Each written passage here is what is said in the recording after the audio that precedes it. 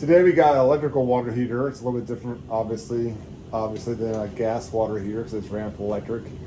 Kind of the same components. We're just going to go over what we check on an electrical water heater. So we'll start at the top. We have what's called an expansion tank right here, and those are always put in when there's a check valve or a pressure reducing valve in the main shutoff of the house. This it has a water. It's supposed to have water to right about here and then air up here. What happens over time is these expansion tanks lose air, and basically as they lose air, more water fills up, and what comes to be called a waterlogged expansion tank.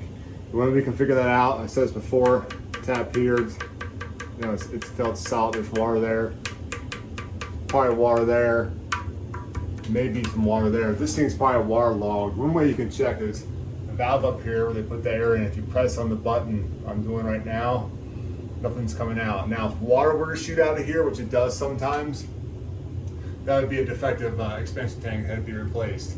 If no water shoots out and no air shoots out, it's just waterlogged and it has to be air put back in there. So again, if water comes out of this when you check it, it's a defective tank, has to be replaced. If it's just no air, just needs to have air put back into it. So we'll call that out there. And then again, you want to make sure these are properly secured. This isn't going anywhere, but sometimes we'll make sure they're secured to the floor joist if it's in the basement or garage, wherever it is. Make sure that's secured. Coming down here, where the electrical coming in, we got a shut off over here for it. The electrical comes in, is attached there. You can see it's grounded right there. It's good. Look at the tank. Looks like it's pretty good shape. We do have a drip pan, and as you can see, there's a drain line here that's supposed to be installed to come over and probably go right over here where the crawl space is, or to a drain.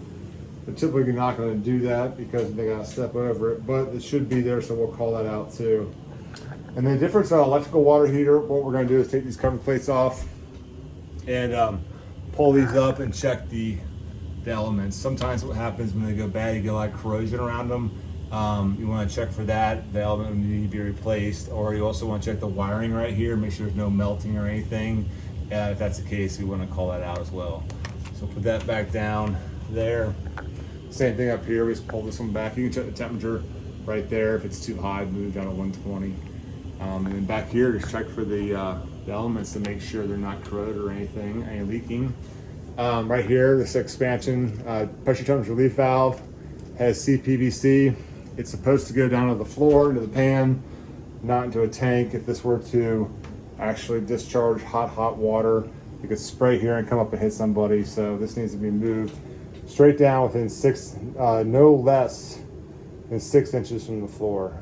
If it goes any higher, it needs to be at least 6 inches from the floor and into the pan. So the materials that can be used for the temperature pressure relief valve is copper, CPVC, and they also make a different type of pipe that looks like PVC, but it's actually for expansion tanks. For pressure relief valves. You cannot use PVC. Easy fix is change it out. Sometimes these are completely missing. Sometimes they're not long enough, or they go to the wrong discharge area. And technically you're supposed to be able to see where it discharges, and you can have no more than 4 elbows in one of these things.